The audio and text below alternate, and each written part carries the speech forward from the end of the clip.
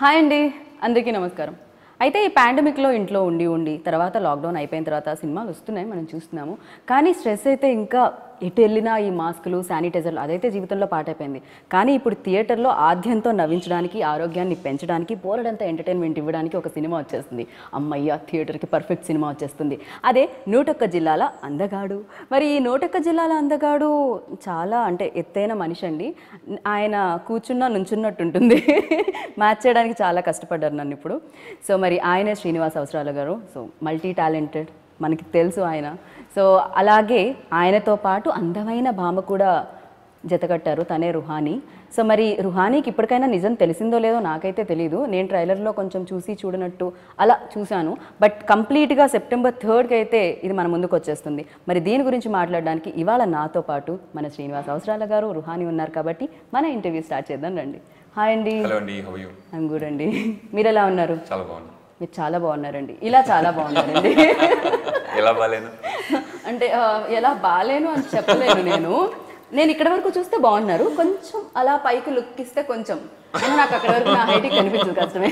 So 101 జిల్లాల అందగాడు, అద్దంలో కనిపించే అందగాడా అండి, పక్కనున్న అందగాడా అండి? లోపల ఉన్న అందగాడు. లోపల కోర్స్ అంటే శ్రీనివాస్ అవసరాల గారిని చూస్తే అందమే ఉంటుంది లోపలంతా. సో అది సినిమాలుగా మలిచి వస్తూ ఉంటుంది, రైటింగ్ సైడ్ కనిపిస్తూ ఉంటుంది, అండ్ యాక్టింగ్లో హావభావాలతో మాకు అందరికీ చూపిస్తూ ఉంటారు. బట్ ఎస్, దిస్ ఈజ్ అంటే ఇప్పుడు నిజంగా నేను ఇంట్రోలో చెప్పినట్టు చాలా స్ట్రెస్ ఉంది చుట్టుపక్కలంతా. సో థియేటర్కి వెళ్ళి కంప్లీట్గా నవ్వుకోవాలని అనుకుంటున్నాం. సో అలా నవ్వుకోవాలనుకునే వాళ్ళకి ఇది పర్ఫెక్ట్ ఫిలిం అంటారు? అంటే ప్రయత్నం అయితే అదే, ఓకే. కానీ ప్రయత్నం సక్సెస్ఫుల్ అయిందనేది ఆడియన్స్ చెప్తేనే బాగుంటుందని.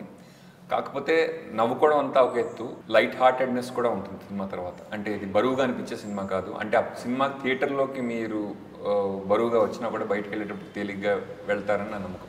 సో అంటే దీంట్లో మనం ఎక్స్పెక్ట్ చేసే దానికంటే కూడా, ట్రైలర్లో కనిపించిన దానికంటే కూడా మిగతా కనిపించని కొన్ని ఎక్స్ప్రెషన్స్ ఉన్నాయి, అవన్నీ ఎమోషన్స్ ఉన్నాయి. అవి September 3 థియేటర్లో దాన్ని ఎక్స్పీరియన్స్ చేయాలి అంటారా? అంతే, డెఫినెట్లీ. ఎందుకంటే ట్రైలర్ కట్ చేసేటప్పుడు కూడా చాలాసార్లు మన టెండెన్సీ ఏంటంటే అండి, సినిమాలో ఉన్న ఎంటర్టైన్మెంట్ అంతా ట్రైలర్లో పెట్టేస్తే సినిమాకి వస్తారని టైప్లో. కాకపోతే నాకేంటంటే ట్రైలర్ చూసిన వాళ్ళకి సినిమా ఇంకా కొత్తగా అనిపించాలి. Like what ever is working in the film, అది దాన్ని ట్రైలర్లో వదలకూడదు అన్నది నా ఫీలింగ్ అనమాట. సో ట్రైలర్ నచ్చిన వాళ్ళకి సినిమా ఇంకా నచ్చుతుంది అన్న ఫీలింగ్. ఇందులో రైటర్ అన్న బాధ్యత ముందొచ్చిందా అండి, యాక్టర్ అన్న బాధ్యత ముందొచ్చిందా, లేకపోతే ఏదైనా చేయాల్సి వచ్చిందా?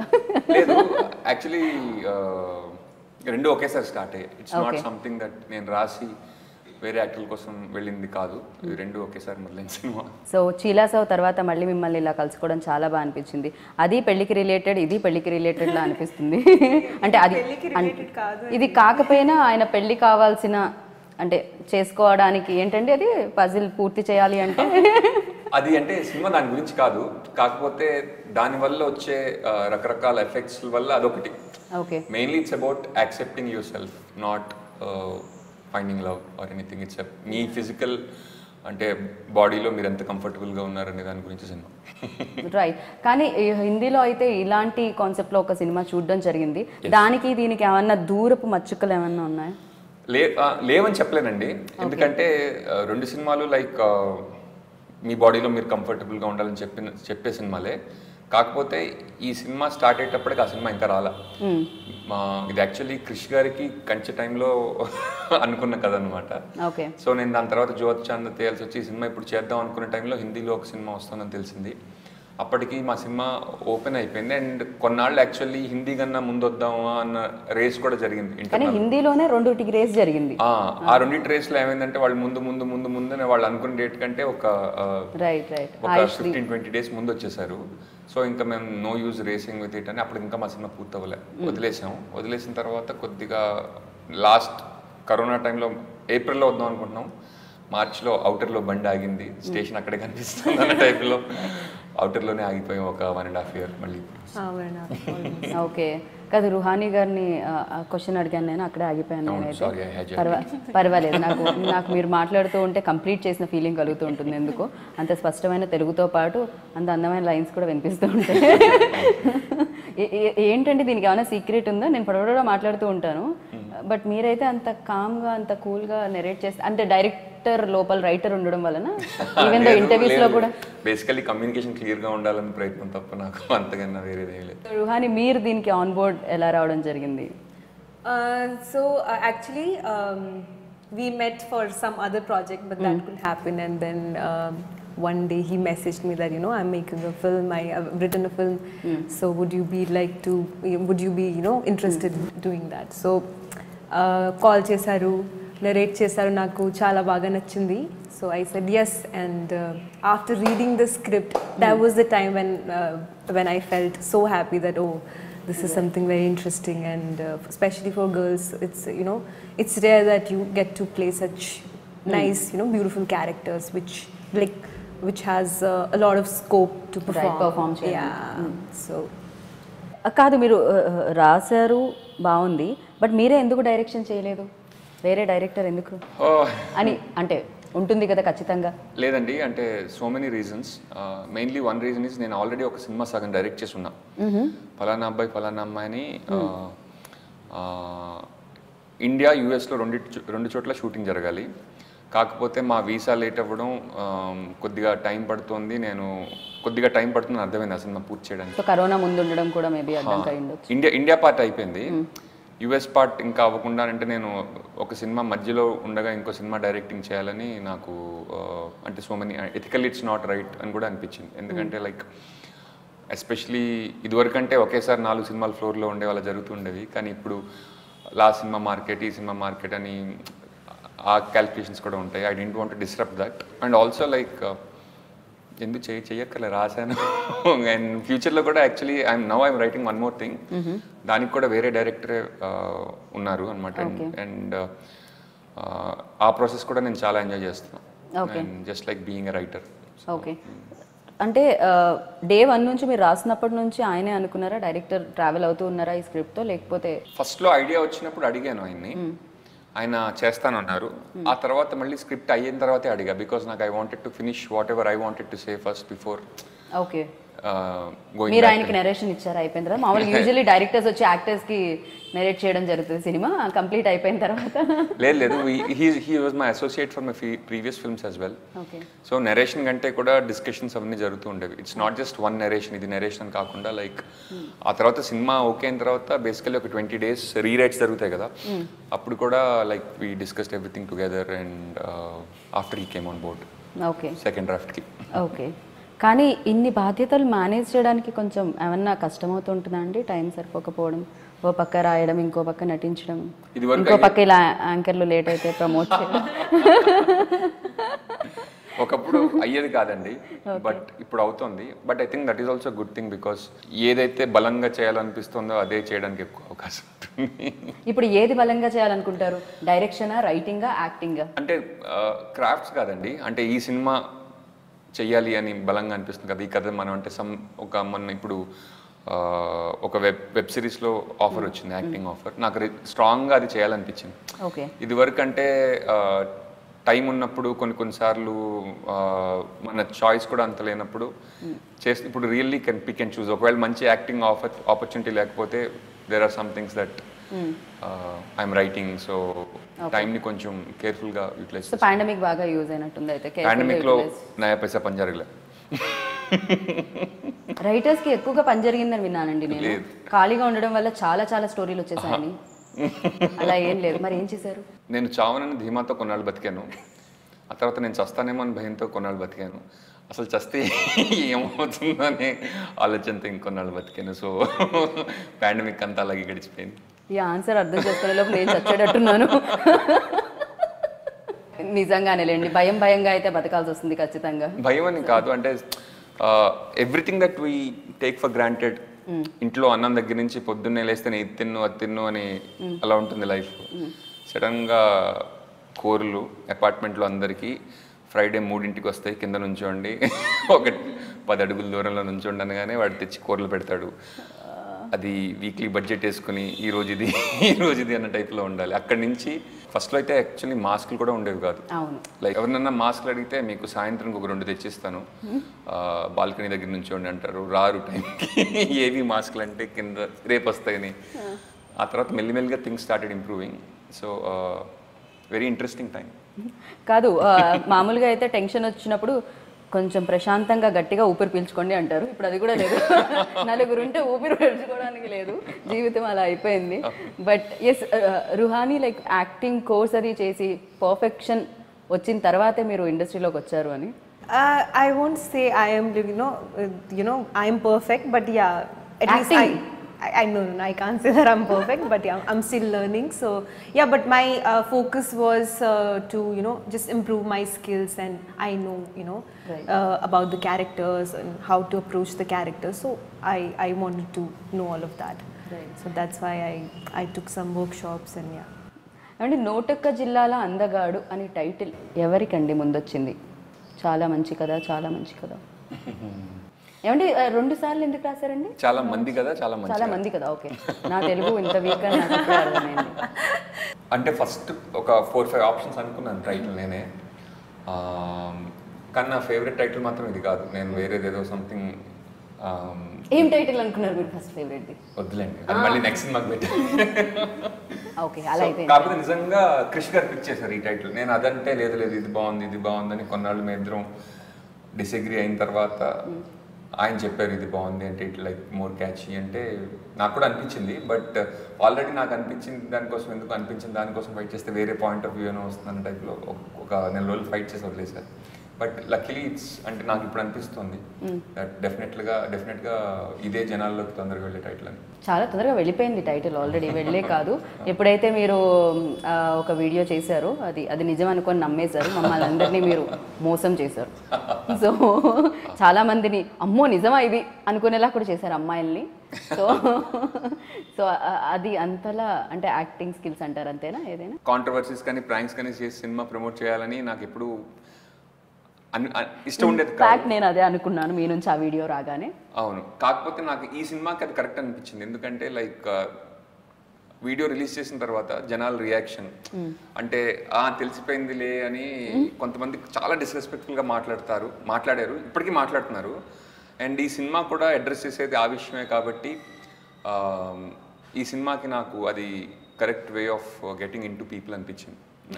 అండ్ తర్వాత నాకు కొంతమంది ఫోన్ చేసి ప్రాంక్ అని తెలిసిన వాళ్ళు నీకు విషయం చెప్తానేమో అనుకోకున్నారు. ఏంటంటే నీకన్నా మీ అసోసియేట్ బాగా నటించారు. ఆయన ఎవరండి? ఆయనకి భాస్కర్ అవార్డు ఇచ్చేద్దాం. ఆయన సీరియస్నెస్ చూసి మేము చాలా సీరియస్ అనుకున్నాము. అసలు అమ్మో మామూలుగా కాదు. ఆయన్ని కూడా ఒక ఇంటర్వ్యూలో పెడదామండి. ఫస్ట్లో యాక్చువల్లీ మేము ఏప్రిల్లోనో మేలోనో సినిమా రిలీజ్ చేద్దాం అనుకున్నప్పుడు మార్చ్లో ఆ వీడియో బయటకు వచ్చింది. కాకపోతే మళ్ళీ సెకండ్ వేవ్ రావడంతో రిలీజ్ పోస్ట్ పోన్ అయింది. నిన్నటి నుంచి నేను మళ్ళీ ట్రైలర్ రిలీజ్ చేసిన తర్వాత చాలామంది జనాలు మాకు తెలుసులే నీ వీడియో బయటకు వచ్చింది, నీ బండారం బయటపడిందని చెప్పి దాని మీద సినిమా రాసి తీస్తావు కదా అంటున్నారు. అంటే 3 నెలల్లో సినిమా రాసి. అవునా, నిజంగా అంటున్నారా? కానీ దాని వెనక కారణం ఏంటంటే జనానికి అది నిజం నమ్మడంలో ఒక రకమైన ఆనందం ఉంది. అంటే అర్థమైందిలే అని ఒక చిన్న చూపు ఉంటుంది కదండి, వాళ్ళకి ఆనందాన్ని నమ్మడమే ఇష్టం. అది నిజం అంటేనే వాళ్ళకి ఒక రకమైన హ్యాపీనెస్ అనమాట. సో సినిమా కూడా అడ్రస్ చేసేది దాని గురించే కాబట్టి నాకు ఇట్స్ స్టిల్ వర్కింగ్. ఇప్పుడు మరి వాళ్ళు నిజమా కాదా అని తెలుసుకోవాలంటే ఏం చేయాలండి? ఇది కొంచెం కష్టమే, మరి హెయిర్ పుల్ చేసి చూడలేం కదా, వచ్చిన వాళ్ళందరూ ఇలా లాగి చూడలేరు కదా. నిజమా కాదని తెలుసుకోక్కర్లేదు నా ఫీలింగ్. ఈ సినిమా ఎండ్ లో మేబీ అది రిలీజ్ అవుతారేమో నేను అనుకుంటున్నా. అయిన వాళ్ళు అవుతారు. ఫస్ట్లో యాక్చువల్లీ వీడియో బయటకు వదులుదాం అన్నప్పుడు నేను ఏమైనా అడిగేది దీనికి నెగిటివ్ ఎఫెక్ట్స్ ఏమైనా ఉంటాయా, కెన్ మీ హ్యాండిల్ ఇట్ అంటే నెగిటివ్ ఏముంటుంది, మహా అయితే మీ మీదే వస్తుంది నెగిటివ్, దాన్ని మీరు హ్యాండిల్ చేయగలరు అన్నారు. నాకు ఓకే, అది నిజమా కాదా ఇప్పుడు నిజమని ప్రూవ్ చేసుకోవాలి లేకపోతే అబద్ధమని ప్రూవ్ చేసుకోవాలని నాకు పెద్దగా ఏం లేదు. What ever is what is. Ruhani, మీకు అంటే బట్టతల ఉన్న అబ్బాయిలు మీరు ఇష్టపడతారా? సినిమాలో నాకు సగం సీక్రెట్ ఏంటంటే రియల్ లైఫ్ లో I told him that you look good without hair. I told him, ask him. కాదు అలా అంటుంది ఆవిడ. సినిమాకి హెయిర్ ఎక్స్టెన్షన్స్ ఆవిడ కూడా పెట్టుకోవచ్చు. నీకు సీక్రెట్ చెప్తాను, ఒక రోజు ఇలా ఎక్స్టెన్షన్ తీసి చూపించింది. ఏ ఐడియా ఇస్తే ఆ ఐడియాని మీరు అలా లోపల దాచేసుకుంటూ ఉంటారండి, అది బయటకి స్క్రిప్ట్ రూపంలో వస్తూ ఉంటుందా? చాలా సార్లు క్లైమాక్స్ లో చిన్న వేరియేషన్ చేద్దాం ఏంటంటే నేను కూడా నాది కూడా అదే అని చెప్పి నేను కూడా తీసేస్తాను. వామ్మో, సో ఇద్దరే ఉన్నారనమాట. సో అంటే ఖచ్చితంగా ప్రతిదాన్ని యాక్సెప్ట్ చేయాలి లైఫ్లో. అంతే కదండి, మన బాడీ మనం దేన్నైనా యాక్సెప్ట్ చేయాల్సి వస్తుంది, ఏం చేయలేం దానికి. సో ఖచ్చితంగా కవర్ చేయాల్సి వస్తుంది, అంతకు మించి ఏం కాదు ఇటు పక్క. బట్ కవర్ చేయకపోతే ఇంకా బెస్ట్, ఎలా ఉందో అలా రియాలిటీ అనేది అయితే వస్తుంది కదా. అంటే సో అబ్బాయిలకి కానీ హెయిర్ కాన్షియస్ చాలా ఉంటుంది కదా. నేను చాలా మంది అబ్బాయిలను చూసాను, లైక్ హెయిర్ అంటే అవును మా ఇంట్లో బ్రదర్ వాళ్ళు కూడా. సో చాలా హెయిర్ అనగానే వాళ్ళు ఫస్ట్ హెయిర్ మీదే ఫోకస్ అంతా ఉంటుంది అబ్బాయిలకి. అవును, అమ్మాయిలకి యాక్చువల్లీ కొంచెం అమ్మాయిలకి ఎక్కువ జుట్టు ఉంటుంది కదా అని ఆ వెయిట్ మీద ఉంటుంది. నో కామెంట్స్ దీని మీద. ఇది హెయిర్ మీద కూడా ఉంటుంది అమ్మాయికి. అమ్మాయికి కొంచెం హెయిర్ ఊడిపోతుంటే ఉంటుంది, అప్పటి వరకు ఉండదు. అబ్బాయిలకి డే 1 నుంచే ఉంటుంది. ఎందుకంటే అలా ఎందుకుంటుంది అలా తెలీదు, అది ఎక్స్ప్లోర్ చేద్దామని రాసిన సినిమా ఇది. ఓకే. అండ్ నిజంగా అంటే సినిమాలో స్టాండ్ తీసుకుని ఇలా ఉండాలి అని చెప్పే ప్రయత్నం కాదు. ఒకవేళ దాన్ని ఎక్స్ప్లోర్ చేస్తుంటే మనకేం కనిపించింది ఎంతవరకు, అంటే అందులో మనం ఏం చూడగలిగాం అన్నదే ఈ సినిమా చేసింది. హోప్ఫుల్లీ అంటే నాకు కూడా కొన్ని బ్లైండ్ స్పాట్స్ ఉంటాయి. ఇప్పుడు సమ్టైమ్స్ ఒక ఇన్సెన్సిటివ్ జోక్ నా ద్వారా వచ్చిన అండ్ జనాలు దాన్ని ఎత్తి చూపించిన, లైక్ అరే why was thinking like this, ఇది మనలో కండిషన్ అయిందనే ఒక భావం ఉంటుంది. సో ఏది చూపించేవాళ్ళండి? ఎత్తి చూపించడం అంటే హైట్ గురించే మాట్లాడే వాళ్ళ మాక్సిమం మనం మాట్లాడిన దాంట్లో sometimes whenever we crack a joke, అది ఎదుటి వాళ్ళని హర్ట్ చేసే విధంగా ఉందా లేకపోతే అన్నది sometimes we have to be very careful. Sometimes కాదు, ఎవ్రీ టైమ్. కానీ some things are a strict no when it comes to jokes అని నా అభిప్రాయం. అండ్ దాన్ని ఎక్స్ప్లోర్ చేస్తూ రాసిన సినిమా. అండ్ సినిమాలో కూడా I don't think anybody should be offended. No, మీతో అనేది అంటే సినిమాతో అండ్ మీతో నాకు తెలిసి ఎప్పుడూ కంప్లైంట్స్ లేవేమో. సో అసలు కాంట్రవర్సీస్ ఆ వీడియో తప్ప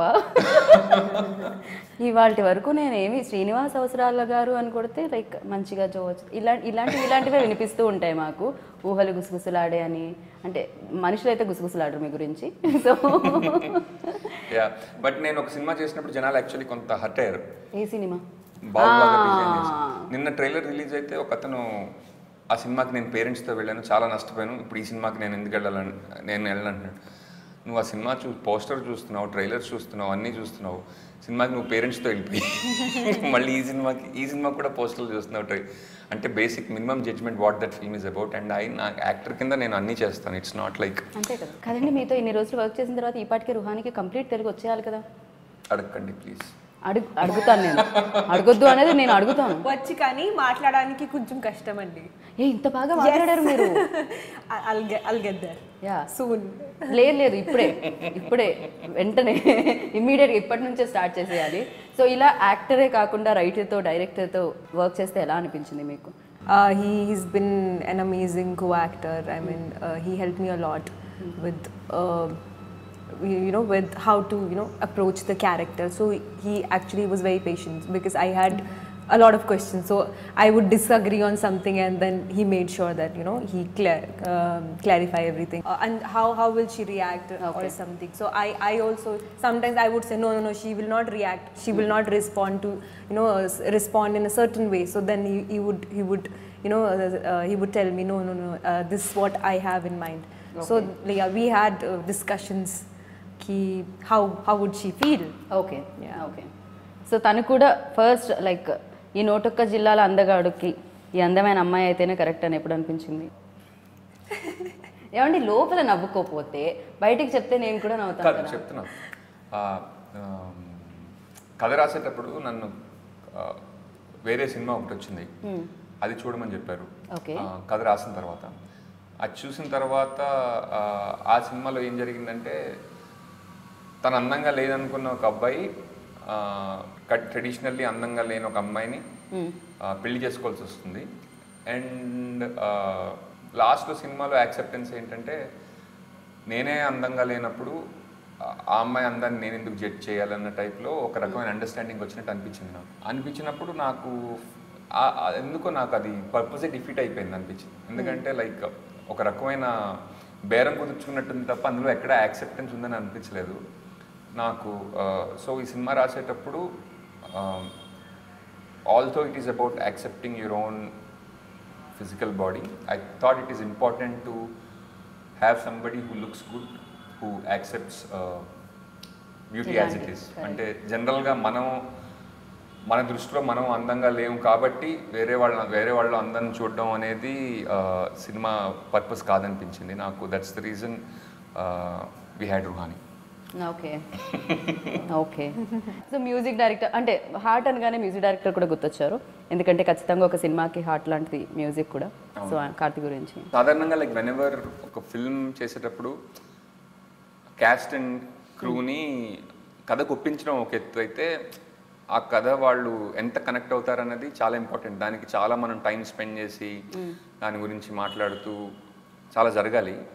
కానీ శక్తికాంత్ గారితో చాలా నాకు తక్కువ ఇంటరాక్షన్ అయినా కూడా ఆయనే ముందుకొచ్చి like he own the whole thing అనమాట.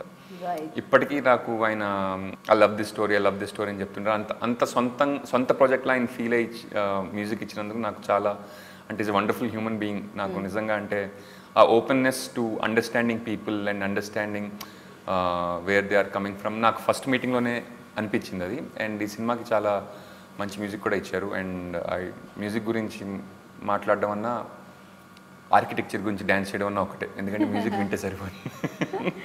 రైట్ అండ్ ఈ పోస్టర్ అప్పుడప్పుడు మధ్యలో కొంచెం వెనక్కి వంగుతుంది, బికాజ్ ఏంటంటే అంత లెజెండ్స్ ఉన్నారు దాని మీద. సో ఆ బరువుకి ఖచ్చితంగా, ఎందుకంటే ఎన్నో అమేజింగ్ ఫిలిమ్స్ని ఇండస్ట్రీకి ఇచ్చిన వాళ్ళు ఉన్నారు పేర్లు అక్కడ. సో దిల్ రాజు గారు, క్రిష్ గారు, సో ఖచ్చితంగా శ్రీ వెంకటేశ్వర క్రియేషన్స్ ఇక్కడ పేరు పడింది అండ్ క్రిష్ గారి ఆధ్వర్యంలో జరిగింది. సో వారి గురించి నాకు యాక్చువల్లీ ఈ కథ నేను ఫస్ట్ చెప్పిందే క్రిష్ గారికి, ఎందుకంటే వచ్చింది అక్కడి నుంచి కాబట్టి. ఆయన ఎప్పుడన్నా సినిమా చేద్దాం అని అడిగినప్పుడు క్రిష్ గారు ఇచ్చేద్దామా. నాకు రాజీవ్ గారు కూడా I did 2 films with him. కంచె, అంతరిక్షంలో నాకు బాగా పరిచయం. సో చెప్పినప్పుడు కథ బాగుంది, దిల్ రాజు గారు మేము పార్ట్నర్స్ అవుదాం అనుకుంటున్నాము, ఆయన కూడా ఒకసారి చెప్పు, once he's on board we can go forward with the film అన్నారు అనమాట. సో దిల్ రాజు గారు చెప్పడం ఆయన ఈ ఓకే డిట్ అండ్ కొత్త బ్యానర్ మొదలైంది ఈ సినిమాతోటి. So they are partners and yeah right. అంటే మాకేమన్నా అంటే అవసరాల శ్రీనివాస్ గారి గురించి తెలుసు, మ్యాక్సిమం అందరికీ తెలుసు అండ్ చాలా కామన్ తెలుసు. అంటే పంచులు వేస్తారు ఆయన చాలా సైలెంట్గా, నాకు అరగంట తర్వాత అర్థమయ్యేది ఒకప్పుడు. సో ఇంటికి వెళ్ళినా దాన్ని నేను తీసుకొని వెళ్ళేదాన్ని నవ్వుకోవడానికి. అండ్ అంత టైమింగ్ ఉన్న మనిషి. సో మాకు తెలియనివి ఏమైనా సీక్రెట్స్ ఉన్నాయా, కంప్లైంట్స్ ఏమైనా ఉన్నాయా? కంప్లైంట్స్ ఏమైనా ఉన్నాయా అలా మీరు ఈ కెమెరాల ముందు చెప్పాలనుకుంటే? నో ప్రాబ్లం, మేము అడిగేస్తాం. మేము చూడండి, ఆయన కూడా వినట్లేదు, మేము అడుగుతాం. నాకు తెలిసిన అమ్మాయికి తెలిసింది పెద్ద వేరేం కాదండి. బట్ వెనెవర్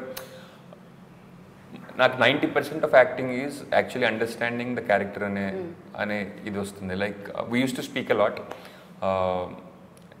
ఆ అమ్మాయి ఎందుకు ఇలా చేసింది అని కొన్నిసార్లు తన క్యారెక్టర్ గురించి అడిగినప్పుడు this is what she has done. So like ఎందుకు చేసి ఉండొచ్చు, can you come up with something and understanding the psychology of the character is like half job done.